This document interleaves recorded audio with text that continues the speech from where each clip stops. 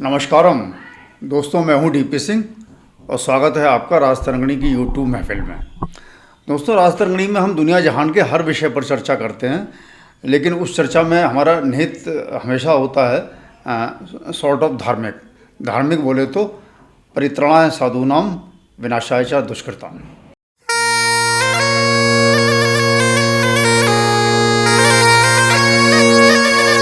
दोस्तों, गजवाए हिंद और कृशवाए हिंद से संबंधित जो हमारी सीरीज है, इसके पिछले एपिसोड में हमने डिस्कस किया था कि किस तरह हिंदुस्तान पर जो है वो गजवा और कृशवा नाफिज करने के लिए इस्लाम और क्रिश्चियनिटी के अनुयायी जो है वो लगे हुए हैं। वो इसलिए लगे हुए हैं कि उनकी वो रिलीजन या गॉड ऑर्डेन ड्यूटी है।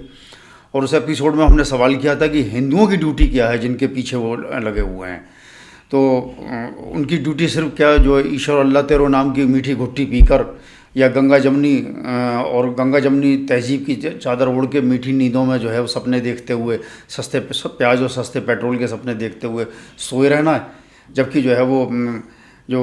कहा जाए कि जो है उनके जो है वो बीवी बहन बेटियों को जो है वो लौंडी बनाने के लिए, उनकी औलादों को जो है वो गुलाम बना के बाज़ारों में बेचने के लिए जो है वो जो बेकरार डकैत हैं या लठैत हैं, वो उनका दरवाज़ा तोड़ने में लगे हुए हैं। ये उनकी ड्यूटी है हिंदुओं की। या फिर यह है कि दुनिया में जो कुछ भी जो है वो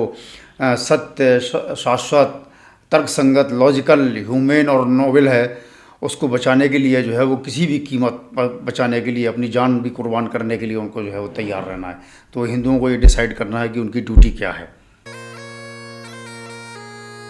दोस्तों, फ़िलहाल जो स्थिति है उसमें अगर कोई सपोज़ किसी दूसरे ग्रह से कोई एलियन आता है, इस पवित्र भारत भूमि पर वो आता है घूमने के लिए, टहलने के लिए या देखने के लिए क्या क्या चल रहा है, और उसे हिंदू, मुस्लिम, ईसाई, सिख, कुरान, गीता, बाइबल, हिंदुस्तान का जो हमारा खूनी इतिहास है इससे, या जो आज के प्रोजेक्ट ये गजवा और किश्तवा चल रहे हैं, इनके बारे में कोई भी आइडिया नहीं है, और वो फिर सपोज वो यहाँ की मिक्स बस्तियों में जाता है, जो है वो जो हिंदू मुस्लिम मिक्स बस्तियाँ हैं या और जो रिलीजन की मिक्स बस्तियाँ जाता है, या सोशल या मेन स्ट्रीम मीडिया को जो है वो कुछ घंटे अगर वो वॉच कर लेता है, देख लेता है, तो उसको चंद घंटों में समझ में आ जाएगा कि इस धरती पर कोई जो है समस्या या बीमारी ज़रूर है, और वो समस्या और बीमारी बहुत ही गंभीर है। तो वो तो खैर अब जो है देख दाख के वो पतली गली से यहाँ से ऊब के या घबरा के जो है वो निकल लेगा। उसकी बला से चाहे मिलजुल के खुश रहो या ज़िंदगी को भरपूर एंजॉय करो, या ये जो गॉड सैटन और जो हेवन हेल जन्नत दोजख की जो चंडू खाने की बातें हैं, इनके पीछे लड़के जो है मर जाओ, लेकिन वो तो निकल लेगा। लेकिन हम इसमें क्या कर सकते हैं? हमारे आपके लिए तो कोई पतली गली अवेलेबल है नहीं। हमें तो इसी देश में रहना है, इसी समाज में रहना है, इन्हीं परिस्थितियों में रहना है और इन्हीं को सुधारना है। तो हमारे लिए कोई पतली गली नहीं है कि हम चुपचाप यहाँ से निकल लें और फ्री हो जाएं। कुछ लोग ऑफ कोर्स वो यूएस वगैरह निकल गए हैं, यूरोप निकल गए हैं, तो लेकिन वहाँ उनका क्या हाल हो रहा है और क्या हाल होने जा रहा है आगे आगे, अभी तो शुरुआत हुई है, तो वो सब समझ रहे हैं, देख रहे हैं। तो हमारे लिए कोई ऑप्शन नहीं है कि हम जो है वो इन जो हमारी गंभीर बीमारियां हैं और हमें जो है इनका माकूल और जो परमानेंट इलाज जो है हम खोजें। तो शुरू करते हैं। दोस्तों, किसी भी समस्या या बीमारी से का समाधान खोजने के जो है वो 4 स्थापित चरण होते हैं। सबसे पहले तो आप बीमारी से लड़ने की इच्छा शक्ति विकसित करें। अगर आपके अंदर इच्छा शक्ति नहीं है और आप जीने की उम्मीद या तमन्ना या हसरत छोड़ चुके हैं, तो कोई दवा, कोई डॉक्टर, कोई इलाज, कोई हॉस्पिटल बड़े से बड़ा वो आपको जो है वो ठीक नहीं कर सकता। फिर वो कहना चाहिए कि वो नमस्ते ही है। तो सबसे पहले तो है बीमारी से लड़ने की इच्छा शक्ति विकसित करें। अगर वो छोड़ दिया, मन के हारे हार है, मन के जीते जीत, वो छोड़ दिया तो फिर आगे बात ही करना बेकार है। और जो लोग ये छोड़ चुके हैं वो तो मैंने पहले कह चुका हूँ कि वो इस चैनल को जो है वो खोलने का भी कष्ट ना करें। उसके बाद दूसरी स्टेज है कि बीमारी की प्रकृति को पहचान करना और उस प्रकृति को मतलब स्थापित करना, मतलब कि जो है वो वास्तव में बीमारी यही है, उसको जो है वो डिफरेंट एंगल से देख के और उसके जो टेस्ट करके, जैसे कहते हैं, वो स्थापित करना कि हाँ वास्तव में जो है वो ये बीमारी है। फिर उसके बाद यह है कि उचित इलाज या उपाय खोजना, और फिर चौथा ऑफकोर्स है कि उपचार लागू करना, चाहे वो दवाइयों से हो या सर्जरी से हो, उसके लिए जो भी है।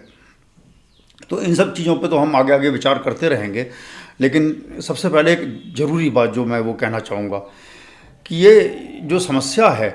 जो ये बीमारी है, ये हिंदुओं के किसी विशेष मतलब कि जाति या वर्ग की समस्या नहीं है। हालांकि कुछ वर्ग जो है इसे मानने से इनकार करेंगे, जो अब कर रहे हैं, और इवन जो है वो इस समस्या को लेके जो है वो जैसे कहते हैं ग्लोट करना, कि मतलब बिल्कुल लहालोट हो रहे होंगे कि हिंदुओं को सामने ये समस्या आ रही है। हिंदुओं से मतलब जो है जो भी अपने को हिंदू मानते हैं उनके उनके सामने समस्या आ रही है। लेकिन जैसा कि मतलब हमारा पूरा अतीत गवाह है, और यहाँ तक कि मतलब और वर्तमान में भी आईएसआईएस और बोको हराम और तालिबान और इन सब के जो अत्याचार हैं और जो टेररिस्ट घटनाएं हैं और जो गला काट जो इन्होंने फैलाया है, कत्लो गारत जो फैलाया है, तो वो वर्तमान भी गवाह है, अतीत भी गवाह है कि जब भी वो बलात्कार, हत्या या धर्म परिवर्तन कराते हैं ये, तो वो जाति या संप्रदाय में कोई भेद नहीं करते। पार्टीशन हमारा हुआ, अनगिनत दंगे हुए, बांग्लादेश की जो लेटेस्ट घटनाएं हैं और हज़ारों घटनाएं हैं, कश्मीर वगैरह सब, वो सब उसके जो है वो कहा जाएगी जो है वो जो मैं कह रहा हूँ कि वो कोई भेदभाव नहीं करते, तो वो उसके साक्षात सॉल्ड एग्जाम्पल हैं। आप एक बड़े कुनबे की या ख़ानदान की आप कल्पना करिए जो एक बहुत बड़ी विशाल हवेली में रहता है, और उसके बाद पुरानी हवेली में रहता है और लगातार झगड़ता रहता है। उसमें कुछ लोग कहते हैं तुमने मुझे ज़मीन में सही हिस्सा नहीं दिया मेरा, कुछ लोग कहते हैं कि मेरी बेटी की शादी में जो है कंट्रीब्यूट करना था, तुम्हारा ऑब्लिगेशन था, तुमने ये नहीं किया, या जो जब पिताजी की जो है बाबा की जब जो है वो 13वीं हुई तो उसमें जो है वो सारा का सारा खर्चा मैंने उठाया, या बचपन में मुझे तुमने इतना सताया, तुम्हें ऐसे ऐसे मुझे परेशान किया करते थे। लेकिन जैसे ही हवेली में कोई जो है सपोज वो देखें कि एक भयंकर विशाल कोबरा घुसा चला आ रहा है या एक तेंदुआ घुसा चला आ रहा है, तो फिर उनकी जो ये इस टाइम लड़ झगड़ रहे हैं उनकी क्या रिएक्शन होगी?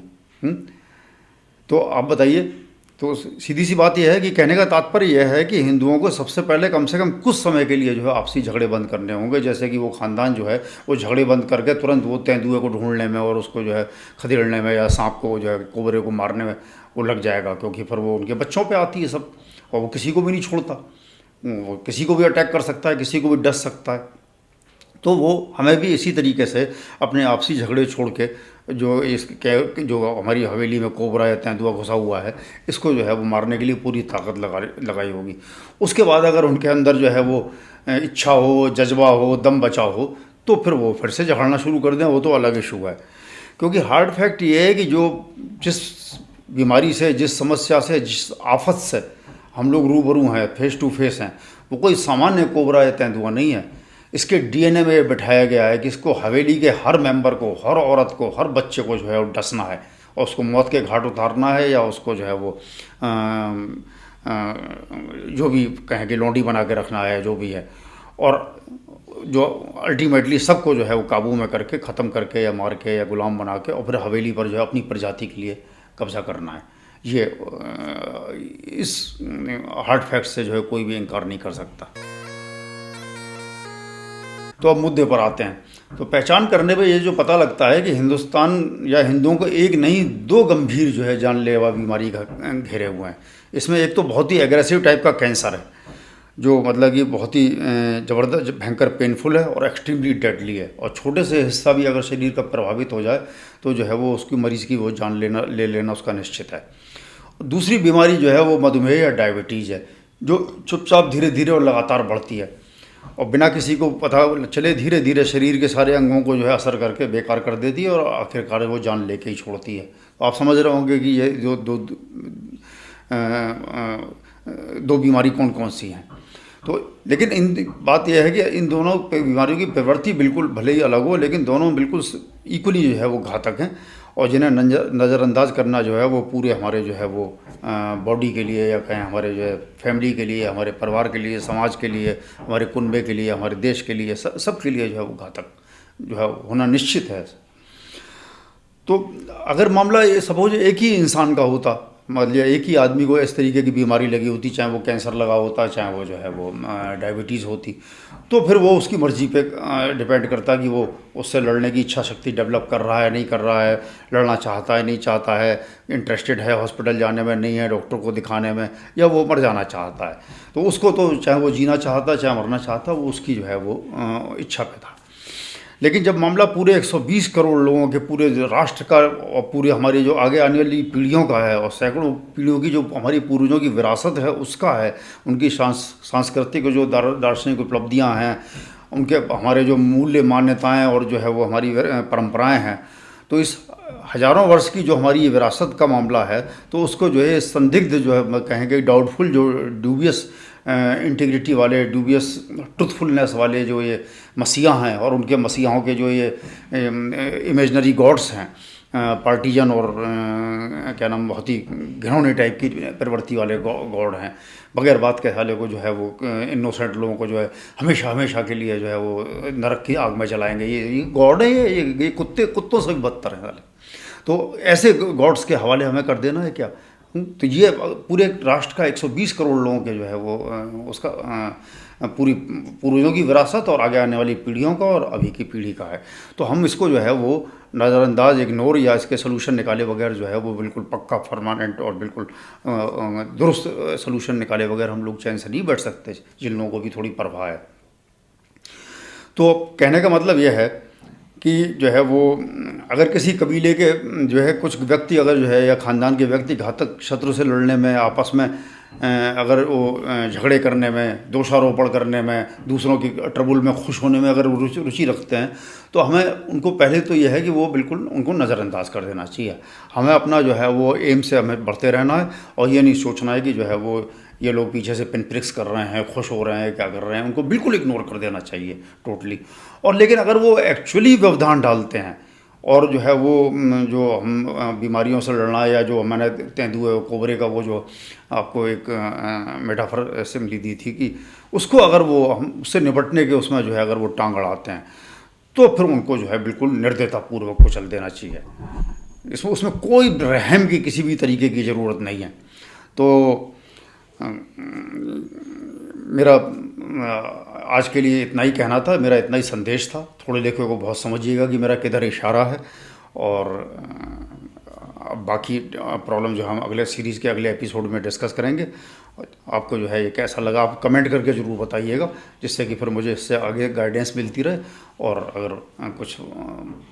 जैसा कि मैं कहता हूँ कि जो है अगर कुछ वैल्यू नज़र आई हो मेरी बात में, तो चैनल को सब्सक्राइब और लाइक कीजिएगा, जिससे कि इसकी रीच बढ़े। तो अंत में इतना ही। बहुत बहुत आपका आखिर तक जुड़े रहने के लिए धन्यवाद। जय हिंद, जय हिंद।